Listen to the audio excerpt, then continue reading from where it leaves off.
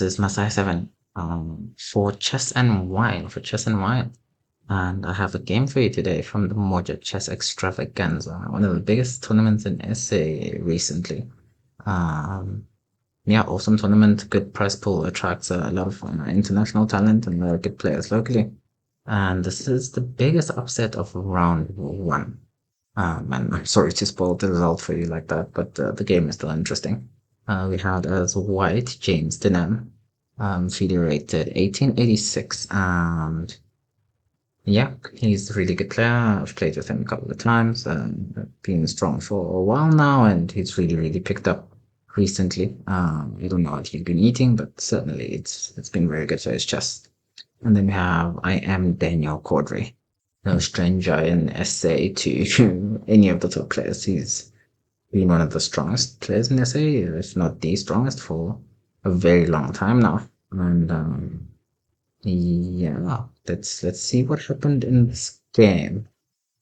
So James started knight f3 and knight f6, and then the players went on to fianchetto. This is pretty normal, but then they land in this position. It's just sort of like some sort of Catalan Reti type setup. That would happen if black plays a Grunfeld setups, which Danny really likes. Called really big Grunfeld player, like myself.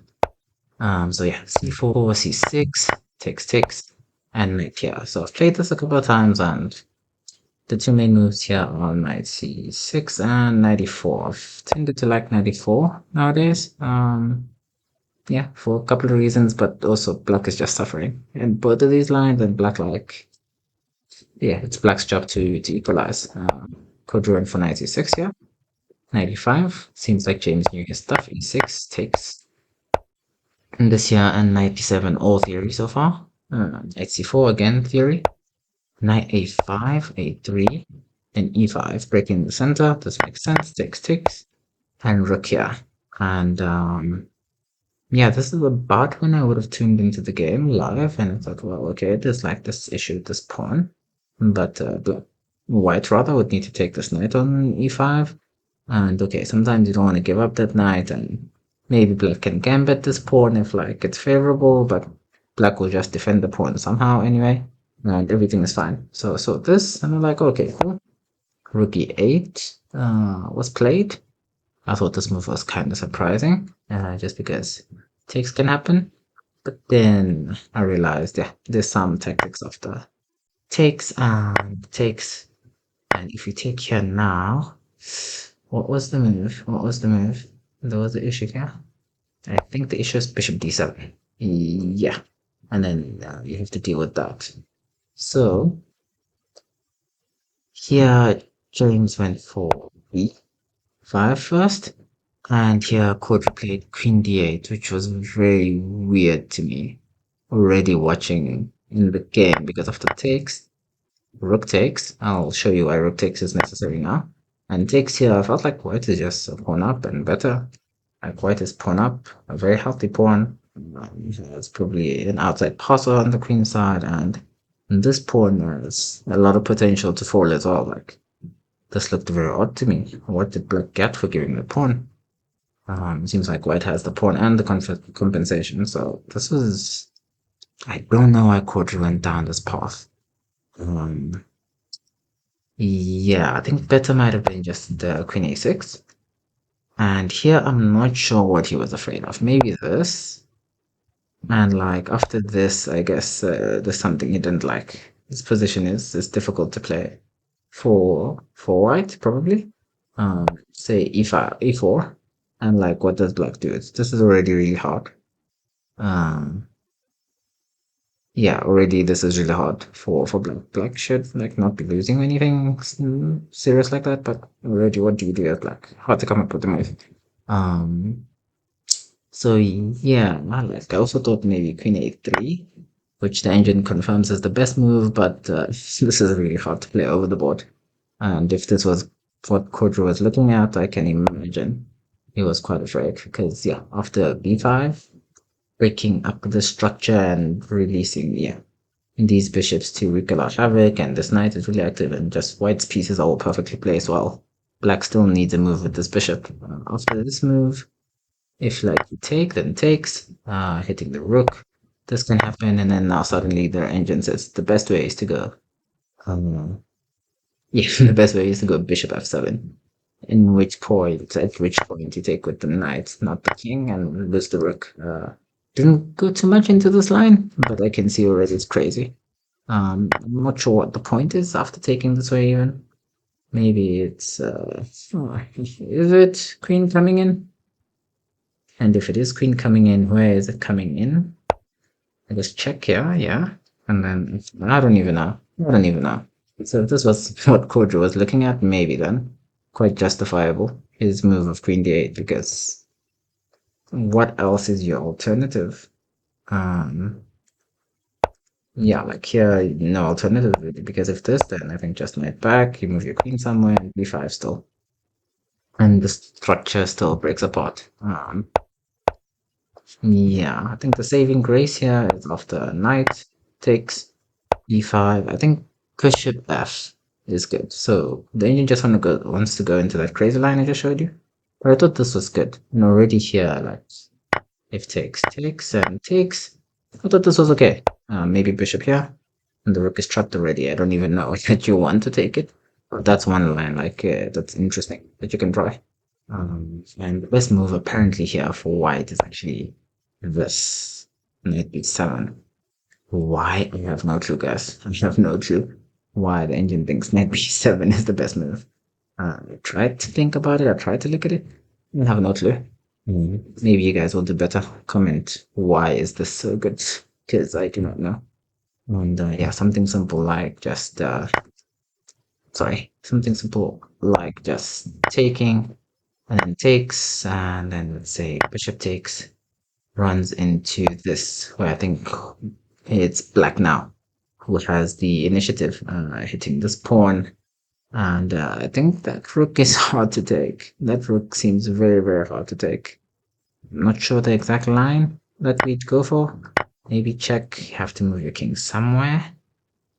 Ooh, you move here, that's mate. So you have to go here. And then here, what's our finisher? I think bare minimum you have this check, right? And like this check, and that already looks dangerous, and I don't know, you could have more. Or maybe now you just take the bishop back and say this king is open. Ah, bishop check as well exists to get this rook. Yeah, you have options. I think that's really good. Probably white's losing there. So, yeah, maybe Kodri just didn't see that this queen a6 works for very concrete reasons. And if that's the case, I can really understand why you play queen d8. Because it's hard to play any other move, really. So takes, and it's just a pawn. And they go on, attacks the rook, moves the rook, bishop out, takes, this here, f4, and the rook has to stay here, guarding this pawn. Just to go back here quickly, yeah, the reason you take with the rook here and not the bishop, because if you take with the bishop after takes here, this pawn is very hard to defend. That's why the rook kind of comes here in order to hold the pawn. Otherwise, this pawn is probably gonna fall somehow. So yeah, takes. This here. All this happens, and then now knight here, push pawn. And this is the situation we get ourselves into. And here, I think like if yeah, you have to play rook h5 in this position, and you down a pawn. Like it's like white has the pawn and the compensation. It's just so hard. And this pawn is probably going to drop because it's under so much pressure. This just looks very hard to me. So yeah, white plays this. Don't make the mistake of taking here because the queen was holding this knight. And yeah, this here, push pawn. Rook e1 natural, bring that rook into the game. Knight e, this here, this here. I thought this was a cute move. Nice little touch, forcing the rook away. The rook goes here, retreats to cover f7. Yeah, you can't take here because knight takes, and then that's a fork. You don't want to do that. So this here, expand on the queen side, gets closer to maybe some passed pawn here, gets more control. It makes perfect sense. I think yeah, Quadri didn't know what to do. I think the engine's suggesting at some point just like moving king king h8 or something, which is, yeah, equivalent to resigning. So maybe Quadri thought this was one way to try. Just give up this pawn and try to be active. I think it was a decent try, all in all. A6 he played this here with some threats of discovery on the queen. Could sees that obviously, attacks the rook. Rook is defended by the other rook, then takes, and then after g4, this rook is tricked. I think yeah, it was very hard to try to protect this rook in any way. The rook is just really waiting for this move to come. So this here takes, and rook moves, and this. And from the opening, considering that we're coming from a position looking like this, where I felt like, yeah, Kodra was in really bad shape. Coming from this to this position here, I thought like he'd done really well. I thought he'd salvaged something, and that his chances were not so bad here. Mm. But of course, the engine sees no ghosts and says, yeah, this is just completely winning, and that James has been playing pretty well to this point. Obviously, the engine will always have its own moves, but James was playing this pretty well. King g2, rook b8, and we have these couple of moves offering the queen trade. Poetry takes the pawn. I don't know, there's some counterplay here, but yeah, probably the attack against the king is just too strong. Takes happens in the game, takes, this here, queen there. And yeah, it's really hard for me to take this queen. Like, this queen dominates the whole board. And at this point, leaving it on would, in a way you want to leave it on, so that you can have more counterplay just by having a queen on the board. Like, sometimes maybe you can dream of checks or something, but when it's in the middle of the board like this, it's just way too strong. Have to exchange it. And yeah, after this, it's just really hard. Uh, this here, attacks this pawn, this here. Very nice that he takes this way instead of this way. You could probably still get away with taking this way, but it does become tricky. After say push, this here, push. And now, like, you're guarding both rooks and stuff. Still fine, probably. But just, yeah, this is more optimal. This way, if he starts pushing, now this rook just goes behind. This rook is still here. And you don't have to worry about the king taking that rook with some tactics. So, yeah, takes here, moves back, and here then Kotra didn't have anything to do. Mate was threatened there, so we just moved back, and then rook here, and this pawn's gonna drop off. Pretty much, even if you push, just check and takes, and this is gonna be 3 pawns. They're just gonna march up the board. That's not a problem. Sometimes we can sack if we want, and that's it. Game over. And apparently, after this game, Kotra just withdrew from the tournament. So he just left.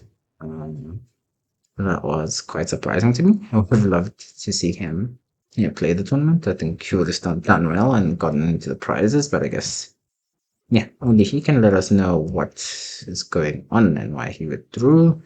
I guess that also happens. Top players get angry, frustrated, or maybe they're just not at the top of their game and they feel like, they can't bring their best. And losses are tough to take. Losses are very tough to take. As someone who's taken a lot of those, I know that. But sometimes you just don't play after the loss. Yeah, you hate to see a withdrawal, but that's what it is. And yeah, catch me for the round 2 recap.